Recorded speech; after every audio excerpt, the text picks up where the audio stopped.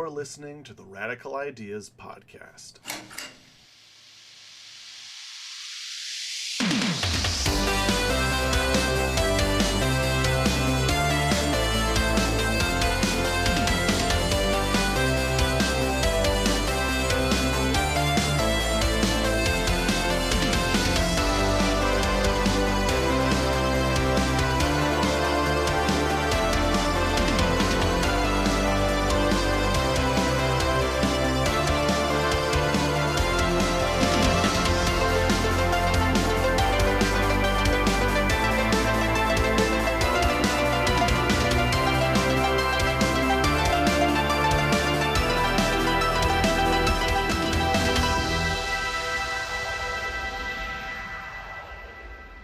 Welcome to episode 4.5, the commentary for my Green Lantern series. Let's jump into this immediately. I wanted the Green Lanterns to have a series simply because we have so many Green Lanterns. I didn't want to do 37 Green Lantern movies to try and give every single Green Lantern their flowers. I didn't want to skip any of the Green Lanterns. I believed all of them deserved their time to shine. So it was a pretty simple decision while building my universe that I decided, hey, this is going to be a TV show. Because then, no matter what, all of the Lanterns will get their time to shine. So even during this first season, I think it's Simon gets, I think, the least amount of stuff. Simon and Kyle don't really have too much going on right now. This season did quite a bit of character development for Guy, and it focused a lot on Jessica and a lot on John. But future seasons are going to follow all of the characters a lot more. So it just felt the most fair. And then plus, on top of that, there were so many interesting alien character lanterns that I wanted to include. And so the only way to do that is a TV show. Ensemble characters, episodes following individuals. And so that's what this was from the inception. This episode probably felt pretty similar to my other episodes, but it is, to me, it is the story summary of an entire season of television, not some long 40-episode TV show or anything like that, but, you know, a succinct 8 episodes, about 1 hour each per episode. I think this show would thrive in. I think that the first episode easily is just all of the origins, you know, because those were each essentially a short film. And so you just follow that for about 10 minutes and you do that 6 times and bada bing, bada boom, baby, you got yourself an hour-long episode of television. So then the second episode would pick up as they're all screaming and being pulled into space, and that would be the meeting of the alien Green Lantern Corps, and probably a little bit longer on that. The third episode would be the training montage of them in the jungle, and them going to the volcano, and probably ending with them recharging at Mogo's battery. The next episode would be the meet up back with everything, and just a more general discussion. I think probably break down a little bit more all of the characters, really talking about the stakes and really setting the scene, with the Sinestro as the big bad reveal. And then the fourth episode would be that flashback episode taking place entirely with Hal and Sinestro back when they were both Green Lanterns, and we just get a whole episode of that. And then that leaves us with 4 more episodes to go, and we do one episode is everyone going to Ron and doing all of their stuff there. That's a full episode. We do another episode, probably the last 3, honestly, is just all of that fighting. Because I think the battle on Bolavox Vic should be its own full episode, ending with the all is lost moment of the planet being destroyed. And then episodes 7 and 8 are the final battle split into 2. And we just get a little bit more post Sinestro's defeat in the final episode. But I want to save a lot of it. Like, I didn't include any rebuild or anything like that, because that's what season 2 is. Season 2 is the rebuild and the consequences for what happened when a third of the Green Lantern Corps essentially did a coup and then became genocidal maniacs. So that fallout is going to be what the Lanterns have to deal with for the whole second season. And, of course, the Red Lanterns and Atrocitus, who get introduced at the end of this. Just Atrocitus gets introduced in this one, and we'll meet the other members of the Red Lantern Corps in the beginning of Season 2 of the next season of this show. And that's why I also felt like it was a really good thing to tackle, because Green Lanterns have so much lore that trying to condense all of that lore into a movie really feels like a disservice, as opposed to all of the other heroes where their lore, I feel, does fit much better into smaller chapters, like the way that I deliver them in my DC Cinematic Universe. So the Lanterns just got a lot of stuff and a lot of people, so they needed a show. Movies wouldn't do them justice, and the whole point of this is I'm trying to do these characters justice. To that point, Hal Jordan is old.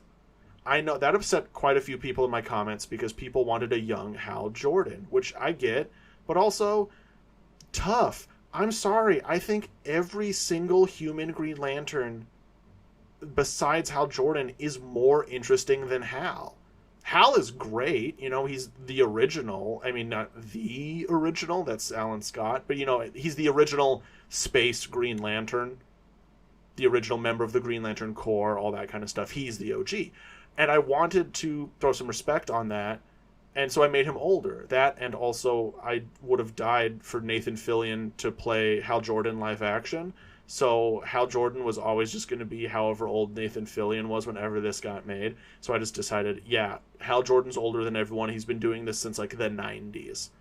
So yeah, that's just how it happens with me. And clearly the idea isn't that terrible, since DC is using it themselves. I see you guys. It does fill my heart with joy when an idea I had gets used by DC, because that proves to me that either they think my ideas are good enough to steal, or that my ideas are so good that people that they hire have the same ideas. So, like, either way, I take it as like a big confidence boost, you know? This season of the Green Lantern Corps is adapting mostly the Sinestro Corps War, and then origins of all of the heroes, but, you know, very much condensed or simplified. And that's mostly it. Like, this is a lot of exposition for this season, because this is telling the audience, like, hey, here is how all of space works. Because on Earth, we know how Earth works, right? We all know that. There's a lot you don't need to explain with settings set on Earth. But we're in space. These are space aliens. These are the space police. Stuff works differently. And this is also my attempt of showing, remember, ACAB, all cops are bad. All space cops, not necessarily, because the space police don't have the same human biases and all that kind of stuff, because they were run by essentially flesh robots, i.e. the Guardians. So bigotry has never really been that much of a factor in the Green Lantern Corps. And then the abuse of power comes in from just the objective problem of they only hire people with strong wills, because will isn't an inherently nice emotion, you know? You could get some real stinkers who have strong willpower. And you do. And that's why it was a third of the Green Lantern Corps that left. I was thinking about like splitting it 50-50, but I was like, you know what? I'm going to go a little more positive. I'm going to say only 1/3 of the Green Lantern Corps were evil monsters who wanted to side with Sinestro. A big change I make in my universe from the comics is the differentiation between willpower rings and duplicates. So in the comics, the rings are mostly artificial rings that were constructed that can be powered by emotion. And it was a thing that was invented by the Guardians, and I think specifically Ganthet. And in mine, they're duplicates of a pure emotional ring, because that's based off of, from the comics, when Hal Jordan forged his own ring after the rings were lost. He forged his own ring out of pure willpower, and I thought that was cool. And I decided that that should just be how it works in my universe. All of the Lantern Corps formed by someone feeling or inspiring a specific emotion so strongly that it physically manifested in the form of a ring. And so then, after Ganthet displayed willpower, I'm not entirely sure what Ganthet's display of will was, but it was something strong enough to activate a ring for him. And I feel like that's actually a big thing with the Guardians in general, is a differentiation, again, from the comics. In the comics, Guardians can feel emotions, but have sort of closed themselves off to it, very much like Vulcans from Star Trek. But in my universe, I'm really trying to drive home the fact that Guardians cannot feel emotion. So the fact that they somehow did was the thing that was strong enough to make it so that they got a ring out of it. So, like, we'll meet Sade of the Blue Lantern Corps, and she felt hope so strong that it manifested as a ring for her. And not just that, it had to be so strong that even a being physically incapable of feeling hope still managed to. Like, that's what I'm trying to drive home. I guess ultimately, you could say, oh, well, I guess then they are capable of emotion, but only in extremes. Sure. But, like, the whole point is these are beings that have been alive since almost the beginning of the universe who have not felt emotion. And so when they felt it, that's why so many of them are the founders of respective corps. Like, as we'll meet Agapo, she is a... Oh, what is it? It starts with, like, a V. A Vamoran? No, a Zamoran? I think it's a Zamoran, because I think it's basically just Amazon, but with a little twist. But the Zamorans are the females of the species of the Malthusians, which are the Guardians, except Sade is also a female member of this species, so it's not like a perfect thing. But either way, ultimately, Agapo felt love, and so a being incapable of emotion that feels love gets the violet ring. And then Ganthet felt willpower, and so he gets a green one. Sade felt hope, she gets a blue one. And that leads us to Sinestro, who managed to make the Guardians feel fear, and thus manifest a yellow ring. That's also just an interesting thing, that these emotional rings, sometimes it depends on you. So, like, even in the comics, the Green Lantern rings run on your willpower and your ability to feel will. But then Blue Lanterns and Yellow Lanterns, they run off of the ability to instill that emotion in others. So your hope doesn't really power a Blue Lantern. I mean, it does also, but mostly Blue Lanterns are empowered by the hope they inspire in others. And the same thing goes for Yellow Lanterns, that you can use your own fear to power it, as we see with, like, Jessica Cruz sort of overpowering her fear as, like, the source of her yellow ring. But then also your ability to spread fear can power it. So it's just an interesting thing, because I don't think your ability to inspire willpower in someone else could power the ring, the green ring. Because also, what would that even look like? Because I feel like if you're inspiring someone's willpower, wouldn't that just kind of be giving them hope? Or just convincing them that they're right? I don't know. I can't really conceptualize what that would be, so it's just kind of wild for me. Anyway, the point of this whole bit, roundabout way, is that the rings kind of work on nonsense, and this is my attempt of making sense of that nonsense in a nice cohesive way that has rules that that can be the foundation for more lore that audiences can digest easier. Willing suspension of disbelief, people are a lot more willing to suspend their disbelief if you lay proper groundwork for stuff. And that's what I'm trying to do, especially in this first season. I got a lot I need you guys to understand, and I have a lot that's different enough from the comics that comic people got to lock in to understand, but I think it'll be easier for them to digest. And then, like, your average consumer would watch this stuff. They need to be able to grasp it and fully understand what's going on as much as they possibly can. I say that just because I see a lot of For You page stuff on my TikTok about people theorizing about Severance, and even when Severance is spelling out what's happening on screen, good lord, people just don't get it. And now I'm just going to talk more about Ganthet. He invented the duplicate rings in this universe. I'm keeping him as the awesome progenitor of the Green Lanterns and all that stuff. In the comics, there's this awesome, like, gauntlet backpacky thing that he gets. And I believe that's what Teen Lantern is using, too. And that's what these rings are based on, conceptually. They are Ganthet's way of mass-producing a singular phenomenon. And that's also why the rings can then be corrupted by Sinestro and powered by Yellow, because fundamentally what Ganthet invented was a ring that can be powered by the emotional spectrum. And so you're going to see that throughout this series. These rings are going to be rewritten. These rings are going to be powered by different emotions. We're going to see them flip-flop a little bit.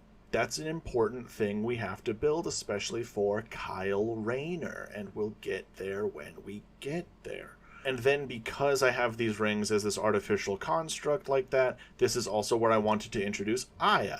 In the Green Lantern animated series, she is like a ship navigator's AI, and I thought, hey, the Green Lantern rings have an AI. I mean, the Green Lantern rings pop up in front of people, they have programming, they can be hacked, and they talk. Like, that's an AI. So I think the easiest, Occam's razor of this whole situation, that's Aya. Bada bing, bada boom. She's in from the beginning, and now we're going to get an awesome, satisfying story arc out of her. So, yes, Razor Aya shippers, your boy is going to serve. Get ready. You're going to eat up the meal that I'm preparing for you. And if you have no context for anything I just said about that, get ready. There's gonna be a ship with Aya, so that'll be cool. There are a lot of backstories for Red Lanterns, and there are tragic backstories for Green Lanterns that Sinestro is responsible for, and I felt that incorporating those into this adaptation of the Sinestro Corps War would just be just a real easy, good way to get all that stuff done at once. Kilowog's planet was destroyed by Sinestro. So, there we go. I have it happen in front of him. So many people, that happened so long ago in actual comics continuity, that we are just used to seeing Kilowog as a solo act. He is the last Bullavaxian. And so I think it's going to be interesting to see how he changes because of us being able to see him from before when he had people, seeing the moment of loss, and then seeing him continue on from there. And I can't wait to bust out the fact that Kilowog is a genius geneticist at some point. He is a large hippo man with many dimensions. I love him so much. I have a lot more I want to say about this, but so many things that I wanted to say were actually asked in my Discord Q&A. So we're starting there early, and you guys showed up for this one. This is by far the most questions I have been sent so far, so let's jump into these. Craven Spider asks, what made you choose this specific roster of Green Lanterns to serve as the new Guardians, other than them all being played by the cast of Firefly? So that is an inside joke to some of my live streams and some of my TikTok videos, that I chose this specific cast of senior Green Lanterns, the veteran Green Lanterns, to be the new Guardians because I wanted them to be played by the entire cast of Firefly. The thing is, there wasn't that much thought put into it besides specifically just that reason. Like, I wanted Hal and Kilowog and Tomar-Re, easy peasy, and Salak. I really like Salak. Everyone else was just me finding cool looking Green Lanterns that I thought would be cool to have. That's really it. Because I knew which Green Lanterns I wanted as new recruits alongside the human new recruits. So then I just kind of chose my favorite from the rest to serve as senior officers. And I know that you're like, no Chip, no Badge, no Nort. No, they're coming. I just didn't want them to be on the council, even though that would be hilarious. King asks, how long have the Lantern Corps been around, and how large are the space sectors? I'm going to say the Lantern Corps have been around for a couple million years at this point. they are not very new, but some of the advancements are. As for space sectors, I'm not entirely sure. Even I was trying to look up, what the size is of the observable universe, but even then, I specifically have that there are designations of non-lantern space. The Green Lanterns have to know, especially in the comics, there are only 3,600 Green Lanterns to cover 3,600 sectors. That's insane to me, that the entire universe gets divvied up like that, because that is like more than the size of the Milky Way galaxy gets one Green Lantern. Shouldn't it be like one per planet? That's at least what I think should be happening. So I'm trying to shorten that distance a great chunk, especially because if you think about it, it doesn't make sense. The borders would have to be insane, because Tomar Ray is the Green Lantern of sector 3813, because I think we're 3814. Forgive me if off the top of my head I forget the sector names right here, but Tomar Ray is the Green Lantern of the neighboring sector to Hal Jordan, and it's the one that has Krypton in it. But Krypton isn't that far away from Earth. Even in the comic, I think my 30 light years away statement, I think even in the comics, I've made it bigger. I think Krypton is only supposed to be like 5 light years away from Earth or something like that. I can't remember off the top of my head. But the distances are so wacky, and I feel like so inconsistent in the comics, that we can just say, 25 light years across is a sector. And there are 3,600 sectors, which is still just a lot. Like, even that space is so big, you guys. It's so big. I like to think that the sectors don't all have to actually touch. I think a sector is just a close cluster of inhabited planets with sentient life. And that's another thing that I threw in, was because of the justification I wanted to give for Brainiac. Brainiac is an interplanetary threat that the Green Lanterns have never stopped, which is insane. That means the Lanterns are horrible at their jobs. So to make the Lanterns not horrible at their jobs, I needed to throw in some stuff for Brainiac. That's why I made Brainiac stealthy. And specifically, that's why I gave Brainiac, he hunts pre-warp civilizations. Because I just gave the Green Lanterns essentially the prime directive from Star Trek. They are not allowed to mess with pre-warp civilizations. If that civilization has not made alien contact and does not know that aliens are out there and has spoken to other off-world entities, they can't interfere. They can't send rings to go there, and that is something the rings need to know. So that is a big change I made. The Green Lanterns have been investigating why so many pre-warp civilizations have been dying out, and they find the crater left by Brainiac's carving out of a city, and I think they've just been assuming meteors or something. And like that gets on Tomar Ray especially. We'll get into that in the future, but we're going to see Tomar Ray feels very guilty about Krypton because Krypton was so close to making contact. But Tomar Ray also, just like the Kryptonians, didn't realize Brainiac was there cloaking himself. Brainiac has good stealth technology. So Tomar Ray regularly checked in on Krypton, but believed, just like the Kryptonians, that the planet was going to explode in a while. And even, Brainiac had sped up the process, and Jor-El had just invented warp drive technology. So Tomar Ray was looking at it, being like, hey, that timeline's tight, but this planet is going to survive, only to come back to it one day and find that the planet had exploded. So Tomar is just as surprised as the Kryptonians when that happened. And so I think when eventually the human Green Lanterns talk to Tomar Ray and let it slip, like, oh, hey, Krypton? Oh, you mean like Superman? And when Tomar Ray learns about Superman's existence, he's going to be so happy. Like, oh, one person got out, and you're telling me that they are not just a superhero, but like the greatest superhero on your planet. Like, that is great. That is such good news. Weiss Belladonna asks, with her problematic comic history, why did you decide to include Arisia Rrab? And specifically, I did that as a flex to show DC Comics writers it isn't that hard to make Hal Jordan not a pedophile.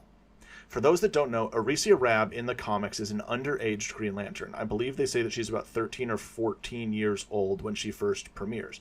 And she has a big crush on Hal Jordan.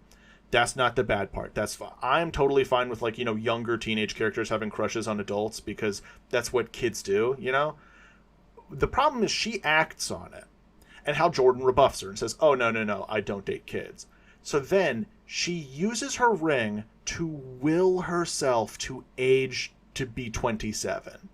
Then the 27-year-old body, but I cannot stress the still 14-year-old mind of Arisia Rrab, goes back to Hal Jordan and goes, what about now? And they start dating. They later tried to retcon this and forgot to retcon the bad part. The writers went back to retcon this and said, hey, actually, 1 year on Arisia's planet is like 18 Earth years, and she's actually 240. The problem was there was another storyline where Arisia's mind mentally regressed to her premature self, back to the 13, 14-year-old mind, and she had like a breakdown of all the horrible things her body had been up to since then. So that, what the heck, you guys? Because to me, all you've done is say, oh yes, no, don't worry, she's 240 in Earth years, and that's still a child. Like, look at Grogu from Star Wars, right? Dude is 50, dude's a baby. We all get it. That's a 50-year-old baby. That's what they did to Arisia. That's a 240-year-old teenager. All they had to do was just change the fact that she was a child. It could have just been that she was 13, 14 years old, which is an adult on her planet, like Kes from Star Trek, being a full-grown adult at like 5 or whatever, and that Hal wasn't attracted to her simply because she looked underaged. Even then, not great, sending the message that like a woman has to change her appearance to earn a man's affection. Not awesome. So I wanted to just take all of that problematic history and just fix it in 1 second. Like, touch on it here with that little joke of, Guy Gardner goes up to her and be like, hey, how's it going there? Hot stuff name is Guy Gardner. And she's like, I'm 14. And Guy's like, nope, because Guy Gardner is a jerk, but he is not that kind of jerk. And then later, separate characters confirm with Arisia that she's actually 240 in Earth years. She is an adult for her species. And this whole thing is just a funny thing about alien biology. And then most importantly, that news does not get back to Guy, and he does not then go back, right? Like, I'm not using that as an excuse to be weird and gross. To be like, oh, now it's okay for him to date her. No. That is specifically me flexing on DC writers to be like, see, you guys? Do you see how easy that was? So that's just me being cocky. Moving on to lighter topics, Weiss Belladonna also asks, what caused you to make Hal a 30-year-old vet of the Corps instead of a rookie with the rest of them? Add on, does he have a Marvel Comics Star-Lord-esque type taste in music because he has been in space for 30 years? I will answer the add-on. Let's say yes, he only references things from the 90s. I think that'll be great that he's just sitting there constantly referencing pop culture from the 90s because he is 30 years out of touch. And I believe I'd already touched on the why did I make him 30 years older. Hal, just to go a little bit more on that, Hal has always just kind of served that role as mentor. Like, he's very much a mentor to Guy Gardner. He's very much a mentor to John Stewart. And then when all of the other Lanterns come in, by the time they come in, Hal Jordan is revered as, like, the Green Lantern. So I just wanted someone who had really earned the reputation that we're going to be seeing him have. And also because, again, Hal is like the most boring human. I think every single human Green Lantern is more interesting than Hal Jordan. Sorry, not sorry. Let's focus on everyone else. Weiss then also asks, just for your TikTok viewers, does Guy still get censored by Hal? So, for my TikTok viewers, I made a funny TikTok just about a fun idea I had where Hal Jordan convinces Guy Gardner that the rings don't let them swear. And so Guy Gardner tries it out, but it censors him, like it actually bleeps him like a television bleep. And now Guy Gardner can't swear. I do want to keep that in my universe because I think that's funny. And that's a small nod to the fact that the rings will just do whatever you tell them to. If you genuinely believe it, the ring kind of does it. I mean, there's a point where Hal Jordan gets convinced that he's blind, and so the ring makes him blind. I mean, come on. That's ridiculous. But that's just what the rings can do. That's how they roll. I mean, they even retconned it so that Alan Scott, I think in one reality, his weakness to wood and yellow was because he got cracked over the head with a yellow baseball bat and just wasn't prepared for it. And so he figured, oh, the color yellow and also wood hurts me. Like, no, dog. You just gave yourself a weakness. And so this is me just starting to sow those seeds, because that's going to be a big thing in the show going forward, is the rings just kind of do what you want them to. And the ring's abilities, it's really just kind of nonsense. In a good way, not in a dismissive way. Not trying to disrespect Green Lanterns here.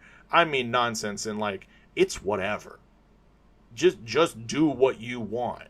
Speechless asks, will we learn why the Manhunters of the Guardians share a similar name to the Manhunters of Mars? We will not. I know that in the comics they do technically have a relation. Mine will not. Like I said, John Jones's Manhunters, he's doing a rough like there isn't a literal translation from Martian to English for it, but it's approximately Manhunter. Because it's not just like a guy who hunts men. It's very specifically like the Mahuntir on Mars. The name would probably literally translate to like the group of dudes whose job it is to hunt down people we believe to be criminals. Like, that's probably the full-blown meaning of it. It's like those ridiculously long German words that are for something hyper-specific. That's what Mahuntir means. But, like, approximately, it's like, you know, hunter of criminal men, hunter of dangerous men, like I said in the Justice Society. And that's just it. And then I think it's a very similar thing with the Guardians, of whatever space, whatever Malthusian name they gave the Manhunters. That was also the gist of it, is it roughly translates to robots who hunt down murderers in space. And so, in English, roughly manhunters. So that's really it. It's mostly just a limitation of language in translation thing. So they would have literally different names, but when translated to English to get the point across, they both get translated as Manhunter. Davris asks, Part 1. Do you plan on using this time in the show to sow the seeds of some of the deeper lore, such as the Manhunters or the prophecies of Blackest Night and Brightest Day? I think we will definitely get that, because again, this was an hour and 20-minute summary of what's supposed to be approximately 8 hours of television. So you guys will be getting 8 times the content should this be made into a show, right? So yeah, you're going to get a lot more stuff. But even then, I think a lot more of that's coming in the later seasons, because they're not on Oa. They don't have access to the Book of Oa and a lot of the Guardians stuff that would have most of this stuff. So that's what we're getting in Season 1, but this show absolutely will be going that direction with sowing a lot of lore seeds. Question 2, do you plan on including any reference to Parallax, possibly as either an old mistake that Hal made or a cautionary tale for new recruits? I do not, so I have a strong distaste for the Lantern entities, of which Parallax is the entity of fear. I don't really like them that much. I will be adapting them in later seasons of the Green Lantern Corps, so spoilers, because even you guys on the Discord don't have that yet. The Lantern entities are on their way. I got this whole thing planned with Teen Lantern, so get ready for it. Davris's Part 3 is, with the way Guy is being handled, he sounds mostly like a jerk out of ignorance rather than malice, and it's clear he means well beyond his blunt manner of speaking. I'm wondering if he has any real personal biases or faults beyond that, like making snap decisions with little forethought, lashing out at people, etc. Oh, absolutely. Guy Gardner, he doesn't mean harm, because I think especially, being the child of abuse, I don't think that's a cycle Guy wants to perpetuate. I think that's part of why he got a Green Lantern ring in the first place, is it does end with him.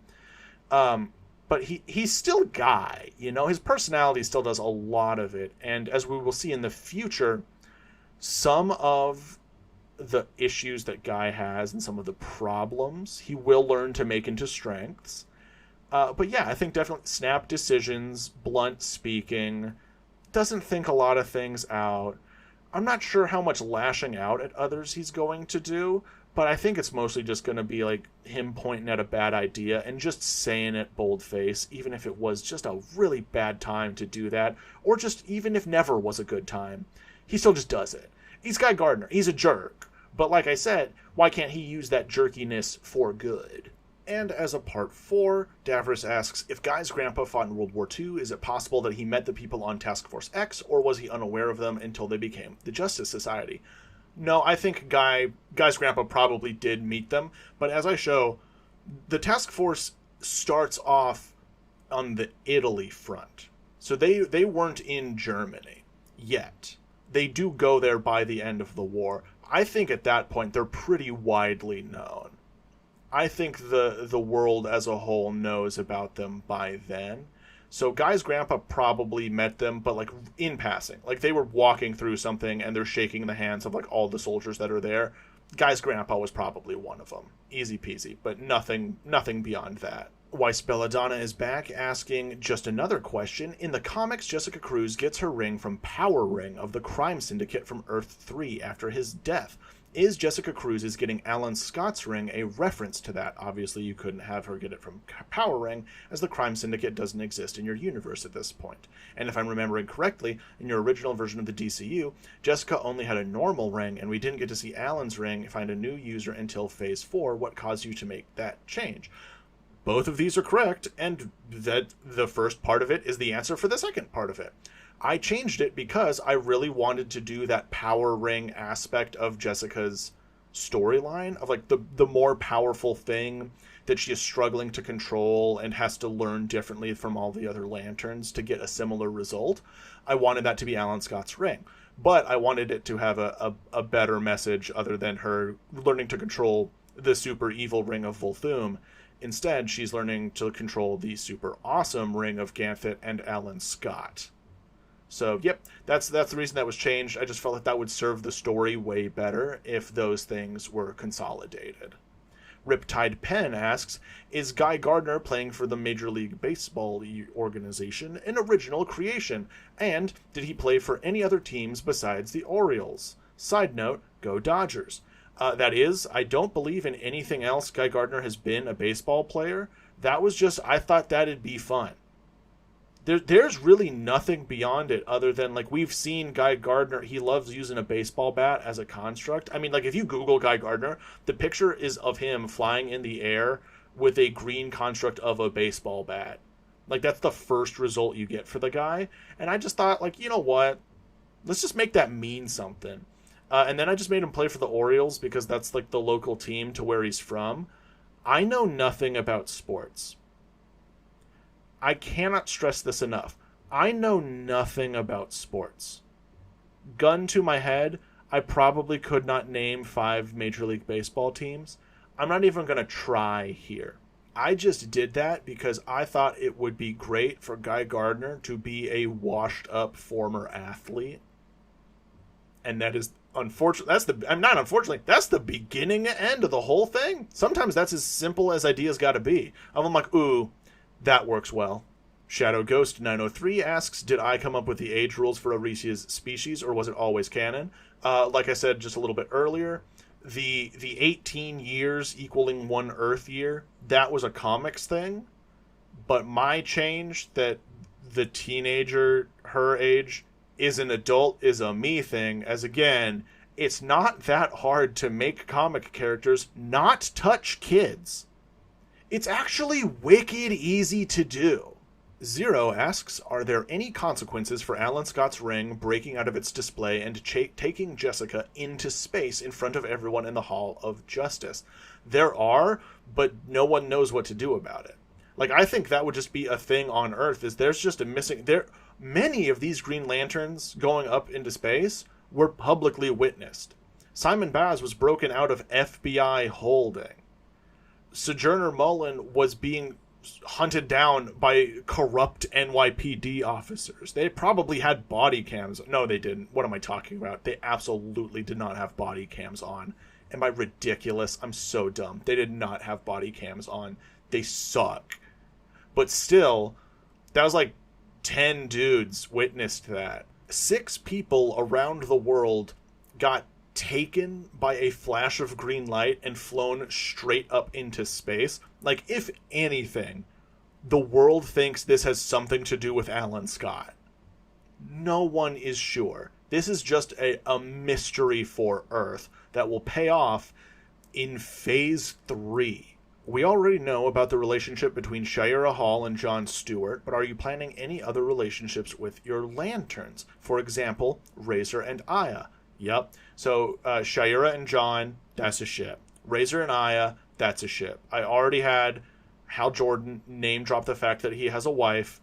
That's happening. We're gonna meet Carol, and that's gonna solve a cold case for Jon because he works for Ferris Aircraft. So like he knows the heiress of Ferris went missing like 25 years ago, and now he's gonna find her as a friggin' queen of the space Amazons. Like, that's going to be cool. Other than that, Sornik Natu and Kyle Rayner is a ship that I'm going to grow. But other than that, nothing specifically comes to mind. I mean, if you guys have suggestions, feel free to comment them. Like, Joe Mullen, she's bi. And famously, I think in her Far Sector comics, she dates 2 different characters, which could be fun. Like, that could be something. I was thinking about having Sodom Yat be someone's love interest, but no idea who. I was even considering just saving him to be Supergirl's love interest. But truly, we'll see, you know? Actually, you know what? Age-wise, I don't think that works out well. I don't like that. So that's scratched. Never mind. Not happening.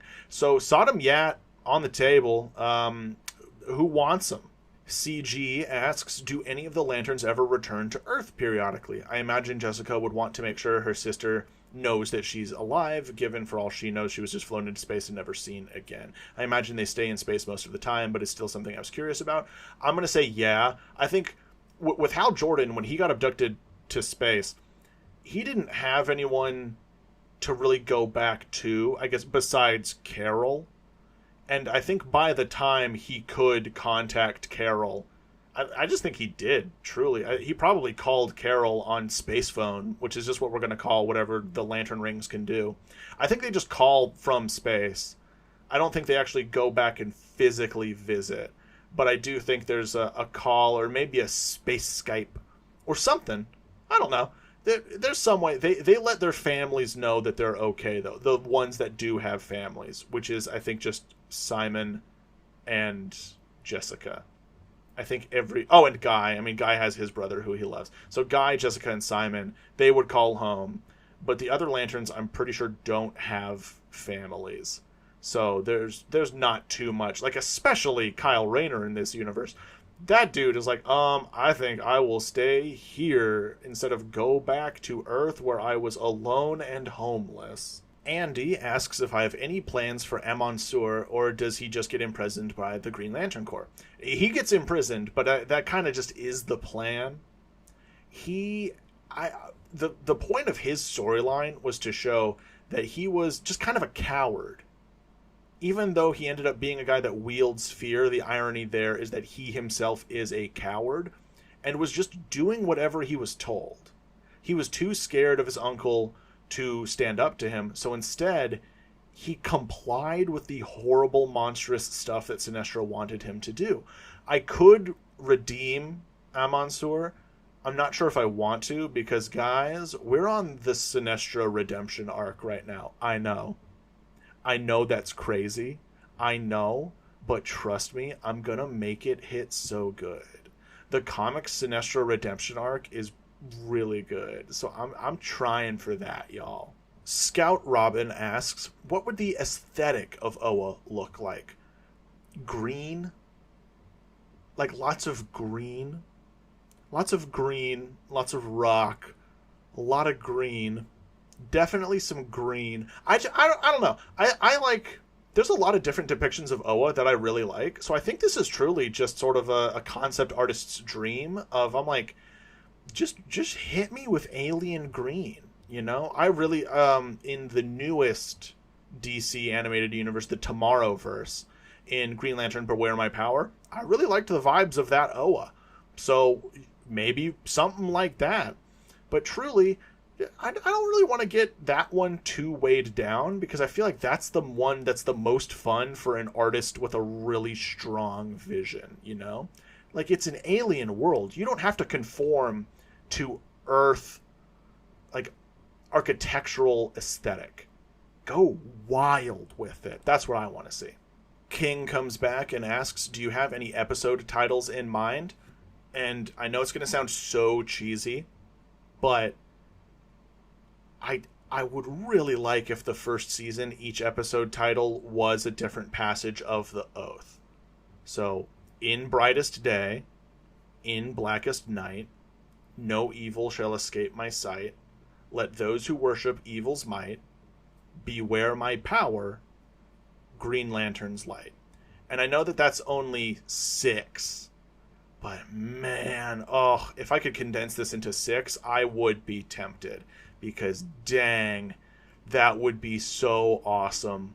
It's so satisfying. King then also asks, how different is Hal Jordan's origins, and how did Carol become a Star Sapphire / has she seen Earth in the last 30 years? Hal's origins, more or less one-to-one from the comics. Like, don't really need to change that much there. How did Carol become a Star Sapphire? Her strong love and just belief that Hal was still alive did it. I know that that's cheesy, but that's the way I'm doing it, baby. So like, that's really, and has she seen Earth in the last 30 years? Nope. That's going to be a fun mystery for John when we get there. And finally, King asks, how many lanterns would it take to beat Clark? All of the Green Lanterns. How fast are lanterns in flight? It doesn't matter. None of these numbers matter. Fast enough that they can do all the cool stuff we want them to, but slow enough that sometimes they're too slow to stop things. Shadow Ghost comes back with multiple questions. First one asking, who are all of the confirmed on-screen deaths that we will see? Notable Green Lanterns only. I mean, in the first season, I don't think the notable Green Lanterns die. I kill a lot of side characters, but the notable deaths I'm saving for the future. Y'all know what I'm talking about if you've seen the TikToks. They then ask, would Kyle and Joe perform any other anime-inspired attacks with their rings? Like, can we expect one of them to pull off a Kamehameha wave?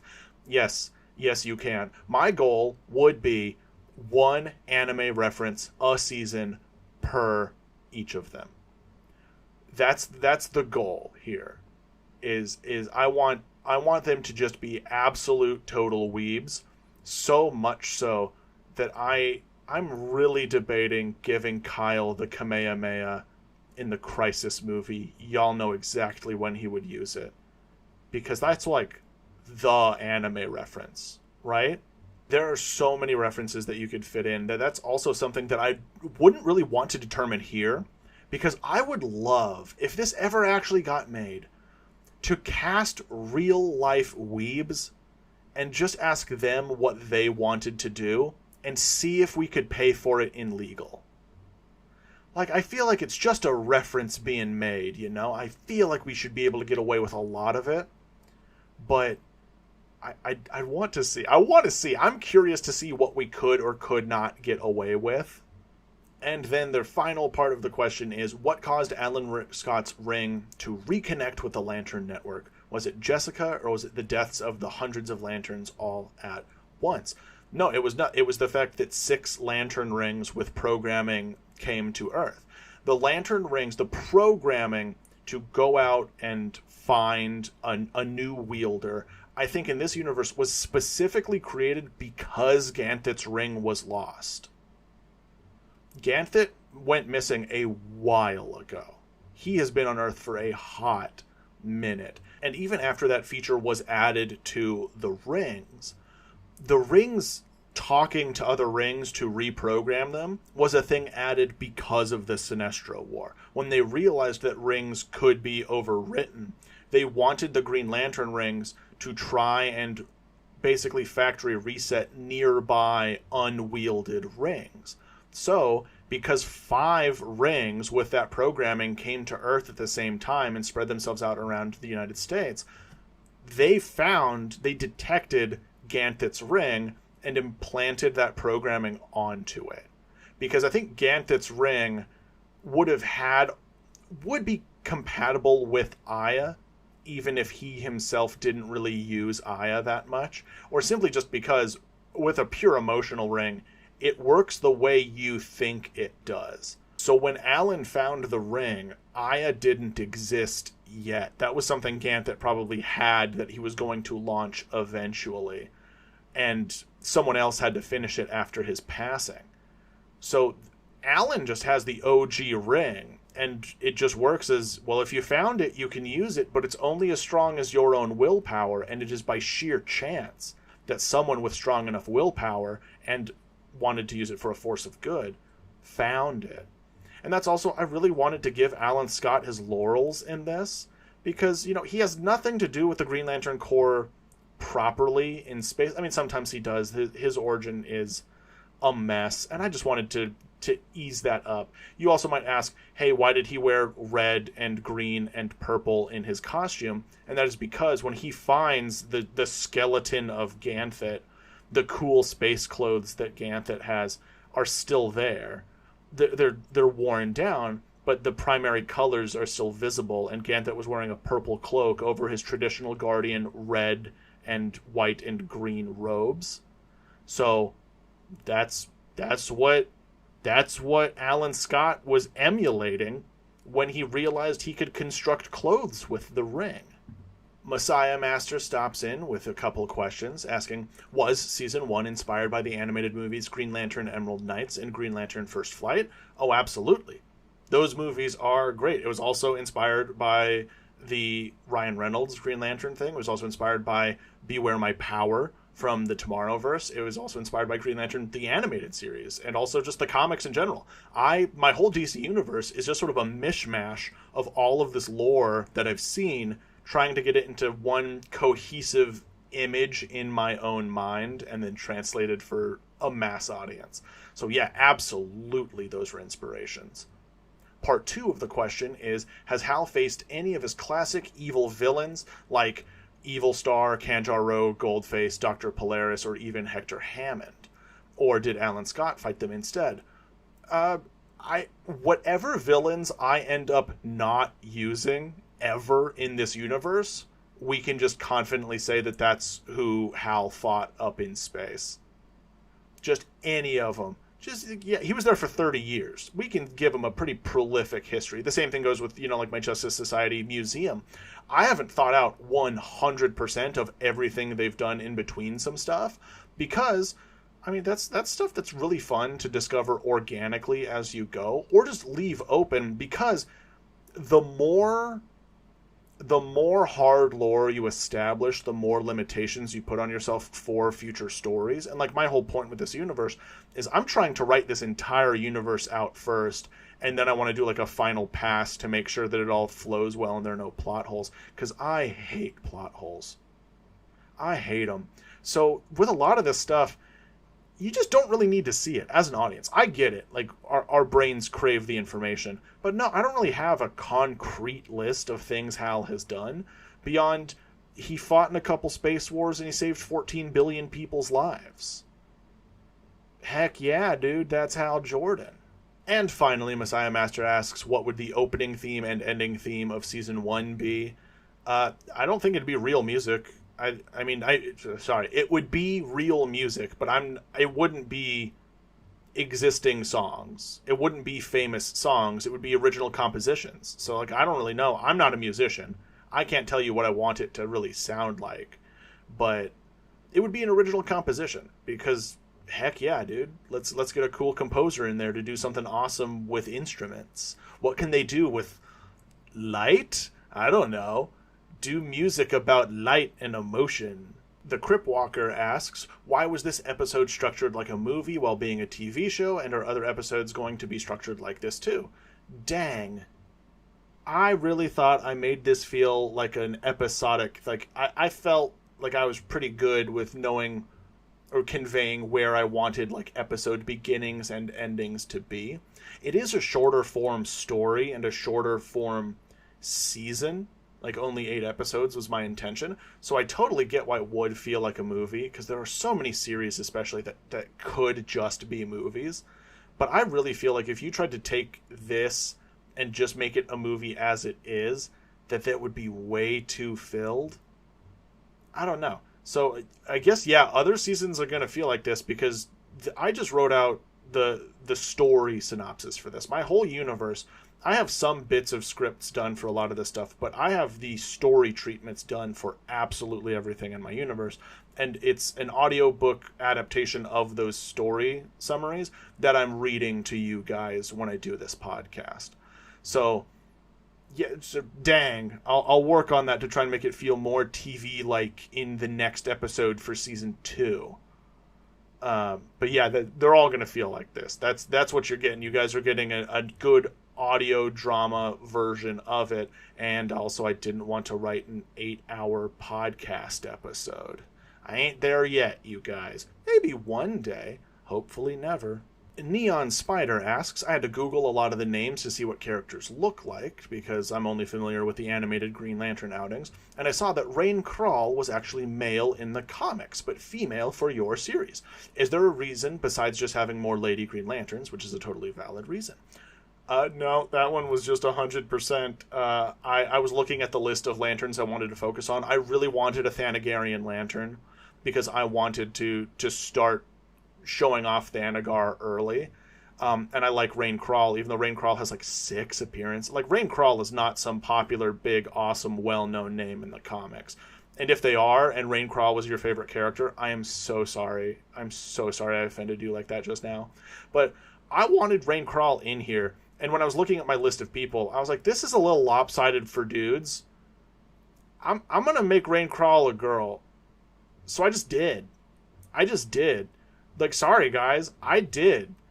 I have no problem with changing the aesthetics of background. Like, I guess at this point I should have just made it an OC, but I also feel weird inserting OCs into this stuff. Like, almost as if, like, who am I to insert an original character in here? As if I'm not taking well-known, well-established backstories and remixing them into my own thing. So, I mean, maybe in the future draft, maybe I'll just rename Rain Crawl. Maybe I will just make her an OC so no one can say nothing. But yeah, no, that was 100%. I was just like, I need more ladies in here. Good job, Rain. You've graduated to girl. Oat asks a multi-part question. Will we get any more references outside of anime, like other mediums with Kyle and Joe? Absolutely. I think anything I can fit, like, truly, anything we can fit in would be great. I do just want to point, like, these are weebs who suddenly got superpowers, and they find that they're capable of doing, like, all of the cool anime finishing moves that they love. Like, we might get some Mortal Kombat stuff in there, and I might actually get away with that, because Mortal Kombat and DC frequently cross over. So, like, I might have Kyle Rayner, like, shoot a chain spike out to someone to wrap around him and be like, get over here. Like, I might just do that. Or Joe could do that. That would also be cool.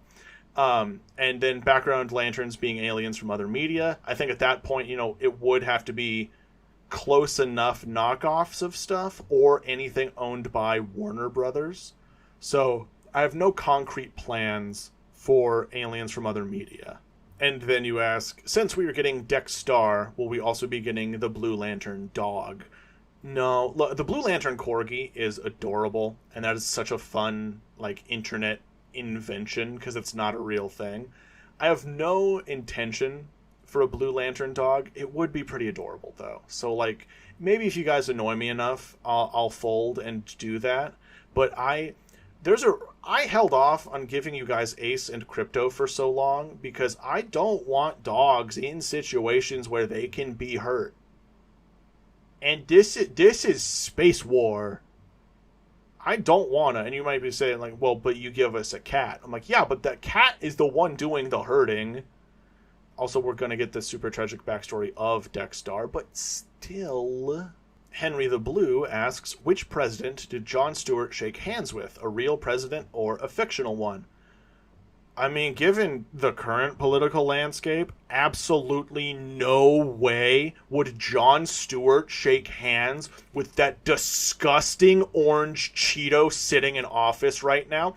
Jon Stewart would slap that man, and we'd all watch that highlight on repeat forever. Good Lord. Jon Stewart will shake hands with, if there's a cool president that exists when the show was made, he'd be shaking hands with them. And if there isn't, then, I don't know, some cool enough fake... There's no, like, famous DC presidents besides Lex Luthor, and that's not happening. So, if the president is cool when the show gets made, then fine. And other than that, maybe that's just something we end up scrapping if we can't do it good enough. I think the point would come across if it's just, like, dude in suit with flag pin shaking hands, handing him the Medal of Honor. I feel like the gist of it is like we'd be like, okay, the president, we get it. The Monarch of Great Power asks, how does the Lantern recruiting work? Like, for example, Superman who embodies hope and Batman who embody fear. Why don't they have rings? I mean, they don't have it because Superman has not inspired simultaneously the entire planet to feel that strong of a sense of hope all at once. And the same goes for Batman is scary. Sinestro scared immortal beings who are incapable of emotion. And then he blew up several planets to power himself even more. Batman is known by like 15 people. And stories about him are known by a couple, but there are probably a lot of people on Earth who haven't heard of the Batman of Gotham City, right? And again, yeah, Superman, he's inspired hope in a lot of people. But it's just not the level you need for a Blue Lantern ring. We will see a Blue Lantern ring be forged later in this series, and you'll see what it takes to get that. And then in terms of just like the duplicates recruiting stuff, no, they just went to the person with the strongest will. So, that just means that the people that we saw here have stronger wills than Superman in this case. So, like, for all we know, Superman just might be next on the list. He was just one below these guys. But also, I don't think the rings would have chosen Superman because I feel like the rings AI is advanced enough to know, hey, we need to take people who can help us fight in intergalactic war. And this dude is doing way too much good for the planet, and our thing would be taking him away from this planet. So we can't do that. We have to leave him here. I think it's definitely intelligent enough to make that distinction. Aaron Pell asks, why didn't Ganthet's ring choose another wielder after Alan Scott died? Because it don't. Ganthet's ring did not have the programming to do that. That was not a thing that inherently happens, because the whole point of it was, that's your ring. You forged it with your willpower. It doesn't choose some other guy. You have it. But should anyone else find it, they could be able to use it. But that's really just it. There's not too much going on besides that in that ring. It was blank. It could be used to the full effect of the person's mind who knew it was capable of. Ganthet probably spent thousands of years researching that ring before he actually did anything with it. So Ganthet had been using that thing forever, but it didn't come with a program.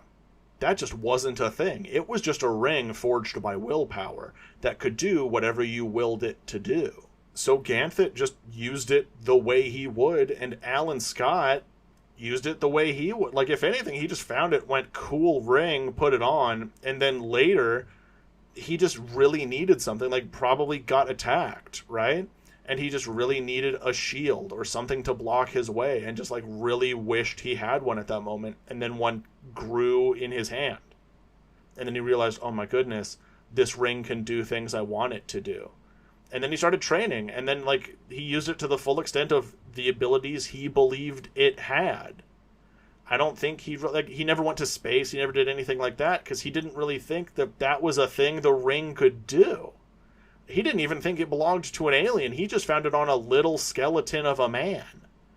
He doesn't know enough to be like, hey, that's not a human skeleton. He goes, oh man, it's a little person skeleton with a cool glowing ring and purple and red and white and green clothes. Wonder what this is. Like, that's all he knows. That's all he got. And finally, Al asks, are lanterns able to remove their rings, or is it stuck to their finger/appropriate alien appendage, like the Omnitrix? Till death do they part, like Hal said. They are able to remove the ring. However, it is totally one of those things of, like, if you take it off and throw it, it will zoop back to your finger. Like, this thing's gonna stay on you. You can will it to, like, be at your bedside table if you wanted to take it off to sleep. You could absolutely do something like that. But, like, when you wake up, it's gonna zoop back to your finger. And if someone else stole it, it's gonna blow up whatever it's been stored in and fly right back to your finger. It's kind of just like Mjolnir rules, but you gotta wear it, you know? It is just gonna cling right back to you. And then Al ends that question with this amazing scene that they wrote, saying, I don't know why, but I have this scene of Guy Gardner chucking his ring into the woods and then flipping off Hal with the finger that he just took it off of, but the ring is suddenly just right back on his finger. Yes. That is such a good scene. That is so good. I might just do something like that. Is so good, dude. That is such a good scene. Give yourself so many pats on the back. That rules. And just like that, we've reached the end of the episode. Thank you so much for listening, you guys, and please come back next week where we get to talk about Aquaman.